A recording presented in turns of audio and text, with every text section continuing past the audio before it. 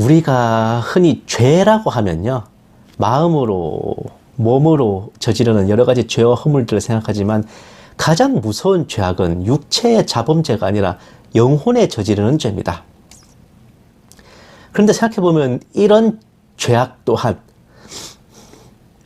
자범죄만큼이나 많고 다양하다는 게 참 무서운 거죠. 성경에서는 이러한 죄악들을, 그리고 이게 영혼에 저지르는 죄들은요, 우리 구원에 영향을 미칠 수가 있어요. 이런 죄들을 일컬어 성령 회방죄, 사망에 이르는 죄, 짐짓 범하는 죄, 사함이 없는 죄 등으로 표현하면서 간단하게는 배도 혹은 배교라고 칭하는 죄악입니다. 야, 너 사과만 살래? 배도할래? 나 배도할래? 이런 배도가 아니고, 문제는 여기에 해당하는 죄들이 그 무슨 거창하고 대단한 게 아니라 이게 생각하기에 따라서는요, 아니 이렇게나 사방에 널려 있는 것들이었나 싶을 정도로 많고 다양하다는 거예요. 우선 이단 사이비에 미혹되는 것. 이단 사이비가 얼마나 종류가 많습니까? 그리고 동성애를 옹호하고 WCC에 찬성하고 좌파 공산주의 사상에 젖는 것, 재림을 부정하고 천연왕국을 부정하고, 또 근래 몇 년 동안 우리나라를 뒤덮은 국가급 마귀 역사에 의한 미혹과 그로 인해 잘못된 선택을 한 것 등이 있죠. 뭐 이렇게 많은 올무들이 있나 의아하면서도 이게 또 하나하나 짚어보면요, 그리스도인으로서 성령님의 외침과 양심의 소리를 저버리고 배반한 행위들입니다. 정상적인 그리스도인이라면 그렇게 하면 안 되는 것들이에요, 사실은. 근데 한 거야, 이게. 뭐 육체적인 자범죄와는 차원이 다른 겁니다. 만약 이러한 죄악을 범했거나 저지르고 있다면 그 사람은 어떻게 되는 걸까요? 뭐 배도를 저질렀으니 그대로 현세에도 내세에도 사하심이 없이 버림받는 걸까? 아니면 그에게 뭔가 다른 길이 있는 걸까요? 오늘은 여기에 대해 함께 나누고 생각해 봤으면 해요. 제가 자주 들어가 보는 블로그가 있어요. 이혼 상담을 전문으로 하는 이 법률사무소 실장님이 운영하는 곳이에요. 여기는 가정 문제, 부부 문제에 대한 각종 예화와 에피소드들이 올라와 있어서 제가 굉장히 좋아하는 소재들이거든요. 무척이나 흥미로운 포스팅들이 항상 있는데 어느 날 제 눈에 확 들어오는 글이 있었습니다. 가장 안타까운 유책 배우자의 이야기입니다. 이혼 사유가 되는 잘못을 저지른 유책 배우자와 안타까움이라는 말이 뭔가 매칭이 안 되긴 한데 이런 내용이었어요. 그러니까 양심이 있고 자기 잘못을 스스로 깨닫는 유책 배우자는 자기가 생각하기에도 자기 행동이 용서받기 힘든 것인 줄 알고 용서를 거절당할 게 두려워 오히려 자포자기해서 더 깽판을 쳐버리게 된답니다.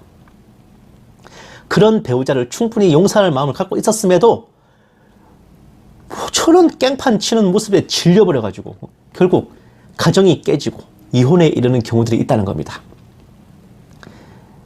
이게 무슨 말이냐면요, 이 간단하게 말하면 상대 배우자가 저지른 잘못에 대해서 이제 용서를 해주겠다는데도 유책 배우자가 본인 스스로 그걸 못 받아들이고 용서를 못 받아들이고 나 그냥 이혼할래 이래 버린다는 거예요.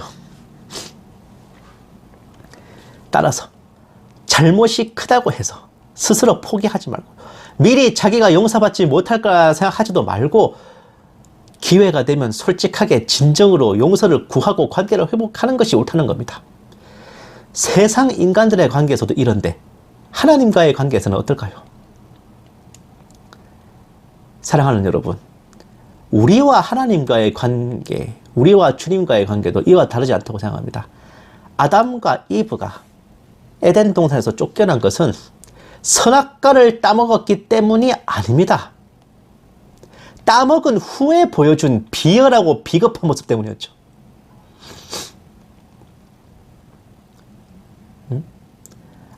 이 여자가 따먹게 했습니다. 뱀이에요. 먹게 했습니다. 이렇게 서로 떠넘기고 뒤집어 씌울 게 아니라 차라리 주님 앞에 엎드려서 싹싹 빌었다면, 아이고 주님, 내가 죽을 죄를 졌습니다. 한 번만 용서해 주세요 주님 하고 대가리 쳐박고 싹싹 빌었으면 어땠을까? 저는 용서받았을 거라고 봐요. 그걸 따먹은 뒤에도 하나님이 바로 아담과 이브를 불러다가 너 왜 따먹었어? 하고 샤우팅을 날리신 게 아닙니다. 그 후에 그냥 하나님이 이제 동산을 거니시는데 아담과 이브가 안 보이는 거야. 야, 얘들 어디 갔냐? 야, 아담아, 어디 갔냐? 아담과 이브가 자기들이 그냥 숨은 겁니다. 하나님을 피해가지고. 하나님이 뭐라 하신 게 아니에요. 차라리 그때 대가리 쳐박고 빌었으면 하나님이 용서해 주셨지 않았을까요? 뭐 꿀밤 한 대 정도는 맞았겠지. 그런데 그렇지 않았기 때문에, 비열하고 비겁하게 굴었기 때문에, 하나님을 멀리하고 피했기 때문에, 그래서 결국 에덴 동산에서 쫓겨난 겁니다. 모든 인간이 죄인된 아담의 후손인지라 악을 행하며 죄에서 떠나지 못한 채 살아가지만, 택함 받은 자와 택함 받지 못한 자의 차이는 죄에 찌들어 있음에도 용기 내어 주님 앞에 나와 죄를 고하고 용서를 구하는가, 그러지 않고서 그저 주님을 멀리하고 피하기만 하는가입니다. 죽되든 밥되든 면전에 나와서 대가리 받고 빌어야 용서를 받든 말든 하죠. 눈치만 슬슬 보고 피하기만 하면 무슨 수로 용서를 받습니까? 옛날에 유명한 그 가요 있잖아요. 그 자자라고 하는 그룹이 부른 버스 안에서라는 노래 있잖아요. 뭐라 그럽니까? 넌 너무 이상적이야. 네 눈빛만 보고 말 걸어줄 그런 여자 없어. 나도 마찬가지고. 이렇게. 좀 말이 웃기긴 한데요. 좋아하는 여자애를 보고 말 걸고 싶은데, 이 여자애는 얘가 말 걸어주고 대시하면 언제든지 받아줄 용의가 있어요. 근데 자기한테 말 한마디 안 걸고 있는데 내가 네 눈빛만 보고 네 마음을 이해해줘야 되겠냐라고 하는 겁니다. 이게 경우가 웃기긴 한데 이것도 마찬가지예요.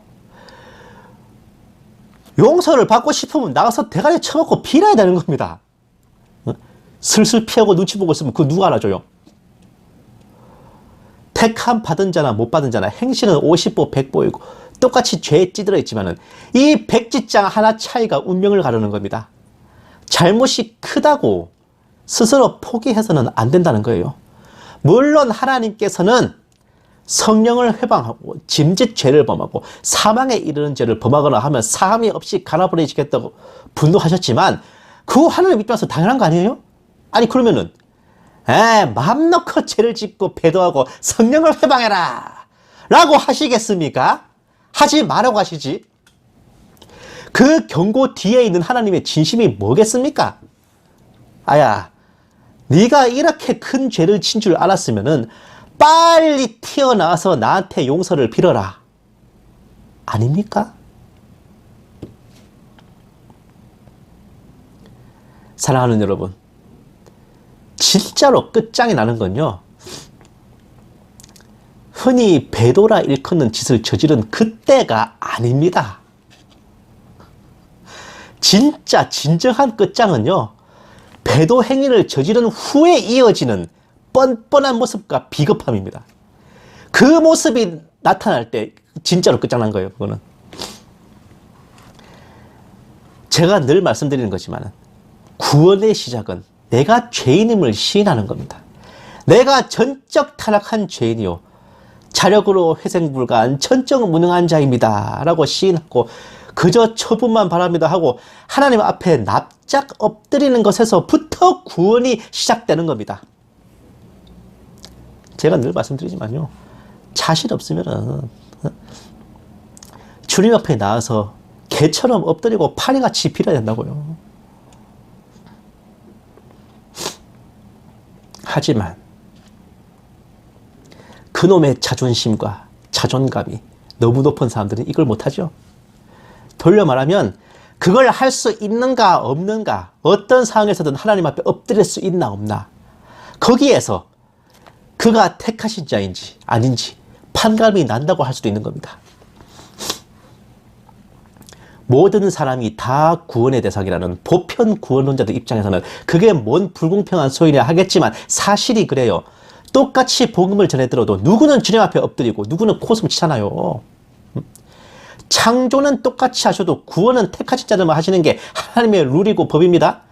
우리는 그 하나님의 룰에 대해서 불공평하니 어쩌니 따질 계제가 아니에요. 우리가 택함을 받았음에 아이고 주님 감사합니다 하고 엎드릴 권리와 의무만 우리에게 있을 뿐입니다.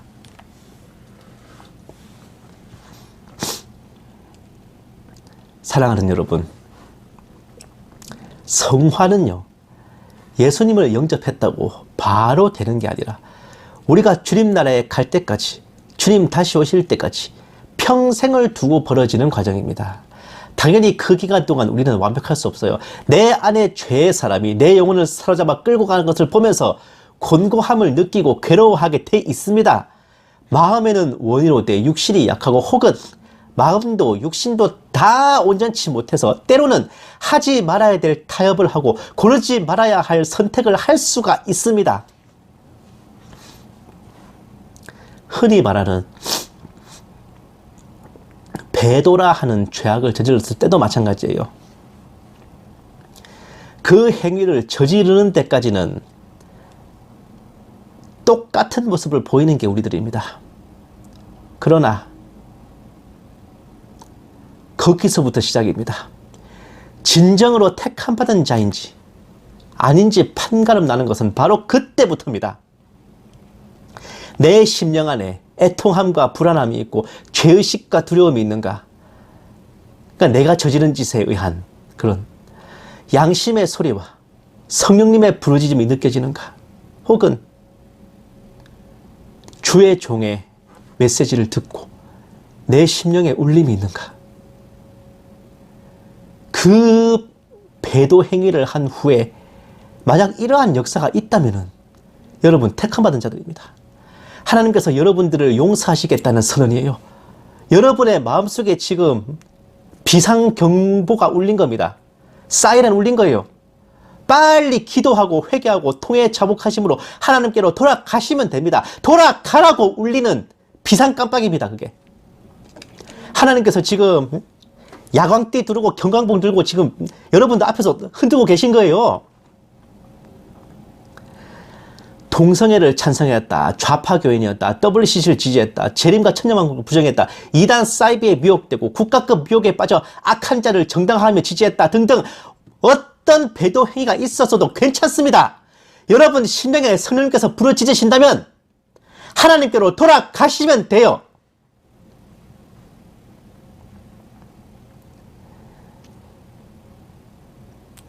이제는 성공했다며 다리 쭉 뻗고 어깨 들썩이며 기뻐하고 즐거워하고 드러눕고 이런 게 아니라 여러분 심령에 성령님께서 부르짖으시는 게 느껴지신다면 나의 행위로 인한 애통함과 두려움이 임한다면 하나님께서 여러분을 부르시는 소리입니다.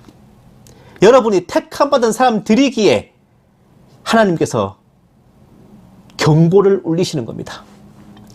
자기 백성을 구하시려는 하나님의 비상벨입니다.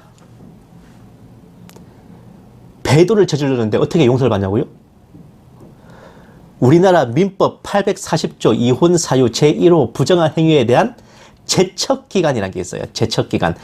배우자의 부정행위가 있을 경우 그 사실을 알게 된 날로부터 6개월 이내에 소송을 걸어야 된다는 겁니다. 나라법에는, 세상법에는 이런 얼마 안에 이제 소송을 걸어라 하는 기간이 있지만 하나님께서는요, 처벌하시는 기간이 아니라 용서하시는 기간을 세워두셨죠. 반대로. 그리스도인의 배도 행위가 있을 경우 그로부터 얼마 이내에 회개할 경우 용서하신다는 겁니다. 그 기간은 이 땅에서 우리가 살아있을 동안 혹은 주님 다시 오실 날까지입니다.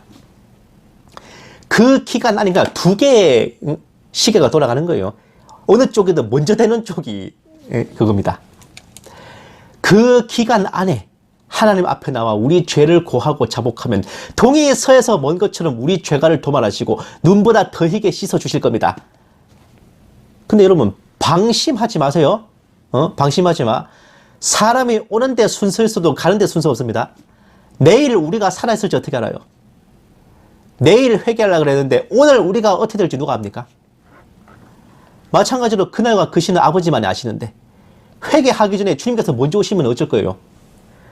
방심하지 마세요. 방심하지 마. 아이, 시간 많이 남았네. 하지 마세요. 생각났을 때 빨리 주님 앞에 엎드리십시오. 주님 다시 오실 그날까지 우리가 이 땅에서 목숨이 붙어 살아가는 날 동안은 우리는 용서받을 자격이 있습니다. 어떤 죄를 지었든 배도를 했든 아버지께 고하고 용서받으시기 바랍니다. 우리 주님께서 십자가를 지신 이래로 지금은 구원의 날입니다. 은혜 받을 만한 날입니다. 눈이 오든 비가 오든 햇빛이 쨍쨍하든 하루를 맞이하는 우리의 첫 번째 고백은 바로 이것입니다. 뭐냐고요? 그 은혜 받기 딱 좋은 날씨네.